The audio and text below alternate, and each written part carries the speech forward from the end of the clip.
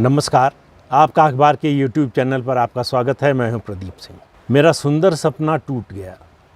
शरद पवार के यहाँ आजकल यही धुन बज रही है। शरद पवार भारतीय राजनीति के ऐसे नेता हैं जो हमेशा ब्राइड्समेड रहे, कभी ब्राइड नहीं बन पाए, यानी सहबाला रहे, कभी दूल्हा नहीं बन पाए। वो अकेले ऐसे नेता हैं जिनको राजनीति का धुरंधर माना जाता है, जिनको राजनीति का बड़ा खिलाड़ी माना जाता है। ऐसे नेताओं में अकेले ऐसे नेता हैं जो कभी अपने दम पर चुनाव जीतकर सरकार नहीं बना पाए। उन्होंने कांग्रेस पार्टी से अपना राजनीतिक करियर शुरू किया।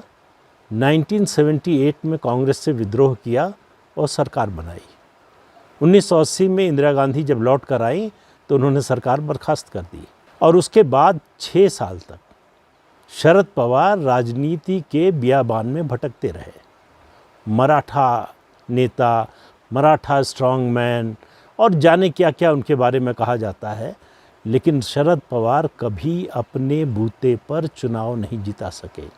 दूसरी बात, शरद पवार ने अपनी पार्टी बनाई 1999 में, यानी 23 साल पहले, और 23 साल में आज तक उनकी पार्टी किसी लोकसभा चुनाव में डबल डिजिट में नहीं पहुंच पाई लोकसभा सदस्यों की संख्या के मामले में।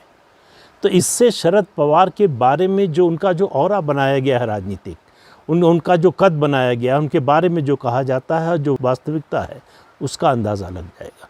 लेकिन मैं उसकी बात नहीं कर रहा हूँ। शरद पवार ने क्या किया 78 में, उसके बाद 86 में जो है राजीव गांधी ने उनको वापस कांग्रेस में लिया और 88 में फिर से महाराष्ट्र का मुख्यमंत्री बना दिया। 1993 में पीवी नरसिम्हा राव ने उनको फिर से मुख्यमंत्री बनाकर महाराष्ट्र भेजा। 1995 में उनके नेतृत्व में विधानसभा का चुनाव हुआ और पार्टी हार गई। उसके बाद का किस्सा आपको पता है, किस तरह से उन्होंने 1999 में कांग्रेस से अलग होकर सोनिया गांधी के विदेशी मूल के मुद्दे पर अलग होकर अपनी पार्टी बनाई, नेशनलिस्ट कांग्रेस पार्टी। और उसके बाद से वो कांग्रेस के सहायक के रूप में जो है काम करते रहे और उनका असर शायद उनके भतीजे अजीत पवार पर भी पड़ गया है। अजीत पवार कांग्रेस के साथ गठबंधन कर चुके हैं, कांग्रेस में तो रहे हैं, उसके बाद जब एनसीपी बनी तो उसके बाद कांग्रेस से गठबंधन कर चुके हैं। वो बीजेपी से गठबंधन कर चुके हैं, कुछ घंटों का ही सही। उसके अलावा शिवसेना से गठबंधन में है। 3 पार्टियों से गठबंधन की सरकार बना चुके, लेकिन हर बार डिप्टी सीएम से आगे नहीं बढ़ पाते। शरद पवार का भी वही हाल। शरद पवार कभी प्रधानमंत्री नहीं बन पाए। बनने की कोशिश नहीं की हो ऐसा नहीं है। पहली बार उन्होंने कोशिश की 1991 में, जब राजीव गांधी की हत्या के बाद लोकसभा चुनाव का नतीजा आया और कांग्रेस को स्पष्ट बहुमत नहीं मिला, लेकिन सिंगल लार्जेस्ट पार्टी बनी। तब शरद पवार चुनाव के मैदान में कूद गए पीवी नरसिम्हा राव के सामने, लेकिन जल्दी ही विड्रॉ कर लिया। क्या किया? समझौता कर लिया। सौदेबाजी के मामले में शरद पवार से बड़ा भारतीय राजनीति में शायद कोई नेता नहीं है। तो उन्होंने प्रधानमंत्री बनते बनते प्रधानमंत्री बनने की कोशिश कर रहे थे, आखिर में डिफेंस मिनिस्टर बनकर संतोष कर लिया, समझौता कर लिया। कांग्रेस अध्यक्ष भी बनने की कोशिश की, नहीं बन पाए। 97 में पहले कोशिश की, जब सीताराम केसरी के खिलाफ चुनाव लड़े, हार गए। उसके बाद शरद पवार के लिए सबसे अच्छा मौका हो सकता था 2004 में, जब कांग्रेस ने कोalition की सरकार बनाई और सिंगल लार्जेस्ट पार्टी बनी। लोकसभा चुनाव में बीजेपी से सिर्फ 6 सीट्स जो है वो ज़्यादा थी कांग्रेस की, लेकिन उनके साथ कोalition पार्टनर्स जुड़ गए, इसलिए सरकार बनी। उस समय अगर कांग्रेस पार्टी में होते शरद पवार, तो सोनिया गांधी के लिए उनकी दावेदारी को इग्नोर करना बहुत ही कठिन होता। लेकिन वो बात वैसे ही है कि न 9 मन तेल हुआ और न राधा नाची, तो वो प्रधानमंत्री बनने से फिर वंचित रह गए। शरद पवार के साथ एक खास बात है कि वो लड़ाई ठान तो लेते हैं, लड़ नहीं पाते। ऐन मौके पर जब लड़ाई निर्णायक दौर में हो तो वो मैदान से पीछे हट जाते। ये उनके चरित्र की खूबी है। तो प्रधानमंत्री बनने का उनका सपना ही रह गया। वो सपना कभी साकार नहीं हो पाया। शरद पवार कभी अपने जीवन में, जैसा मैंने पहले कहा, अपने दम पर चुनाव जिता नहीं सके। वो उनका जो जनाधार है, वही उनके राजनीतिक करियर की सबसे बड़ी बाधा बना। वो कभी पूरे महाराष्ट्र के नेता नहीं बन पाए, महाराष्ट्र के एक छोटे से क्षेत्र के नेता रहे। आज भी उनकी हैसियत वही है। इतनी लंबी राजनीतिक पारी खेलने के बावजूद आप देखिए, कांग्रेस से निकलकर जगन मोहन रेड्डी युवा अवस्था में पूरे आंध्र प्रदेश के नेता बन गए। अपने दम पर जो है 2/3 3/4 बहुमत लेकर आए। ममता बनर्जी अपने दम पर कांग्रेस से बाहर निकली और अपने दम पर संघर्ष किया और पूरे पश्चिम बंगाल की नेता बनी। 2/3 बहुमत से तीसरी बार सरकार बनाई है। तो इन नेताओं की तुलना में अगर बात होती है, चर्चा होती है, तो शरद पवार का कद बहुत बड़ा बताया जाता है, लेकिन उनकी जो उपलब्धि है इन नेताओं से बहुत ही छोटी है। उनके सामने उपलब्धि के मामले में उनका कद जो है बहुत बौना नज़र आता है। केवल ये नहीं कि उन्होंने अपनी पार्टी को जिताकर सरकार बनाई ममता बनर्जी और जगन मोहन रेड्डी ने, बल्कि लोकसभा चुनाव में भी शरद पवार से बेहतर परफॉर्मेंस उन दोनों नेताओं की रही। इससे आप अंदाज़ा लगाइए कि शरद पवार के बारे में किस तरह का एक माहौल बनाया जाता है कि वो महाराष्ट्र के सबसे बड़े नेता हैं, कि वो राष्ट्रीय नेतृत्व का मामला हो तो उनकी दावेदारी सबसे मजबूत होती है, वो बड़े कद्दावर राष्ट्रीय नेता हैं। ये सब खोखले दावे हैं, इनका ज़मीनी हकीकत से कोई लेना देना नहीं। शरद पवार की सबसे बड़ी जो खूबी है वही उनके जीवन की सबसे बड़ी खामी है। और शरद पवार की खूबी है जोड़ तोड़, मैनिपुलेशन, तिकड़म। ये शरद पवार की खूबी है। इसी वजह से उन पर किसी ने कभी भरोसा नहीं किया। हर आदमी को डर रहता है कि अगर इनको साथ लिया, इन पर भरोसा किया, तो ये 3 तिकड़म करके कुछ न कुछ गड़बड़ करेंगे, कुछ न कुछ धोखा देने का काम करेंगे। इसलिए कोई उन पर भरोसा नहीं करता। कांग्रेस दूसरे विपक्षी दलों से सहयोग देकर उन्होंने देख लिया। फिर उन्होंने 2014 के बाद नरेंद्र मोदी के करीब आने की कोशिश की। नरेंद्र मोदी ने एक बयान में ये कह भी दिया था, शायद उनकी पुस्तक के विमोचन के समारोह में कह दिया था, कि शरद पवार ने शुरुआती दिनों में उनकी राजनीति में बड़ी मदद की थी। उनकी राजनीतिक सोच को गढ़ने में जो है उनकी भूमिका रही थी। इससे उनको लगा कि वो बीजेपी के करीब आ गए हैं। तो इसीलिए 2014 में आपको याद हो विधानसभा का चुनाव हुआ। उसके बाद जब शिवसेना नानुकुर करने लगी और समर्थन देने को तैयार नहीं हुई, तो उन्होंने समर्थन देने की पेशकश कर दी। हालांकि बाद में शिवसेना आ गई, उनकी ज़रूरत नहीं पड़ी, लेकिन ये एक मैसेजिंग थी। बीजेपी को एक संदेश था कि देखिए, हम आपकी मदद करने को तैयार हैं, बशर्ते आप भी हमारे लिए कुछ कीजिए। तो 2014 की ये मदद उन्होंने सोचा कि 2017 में उनके काम आएगी।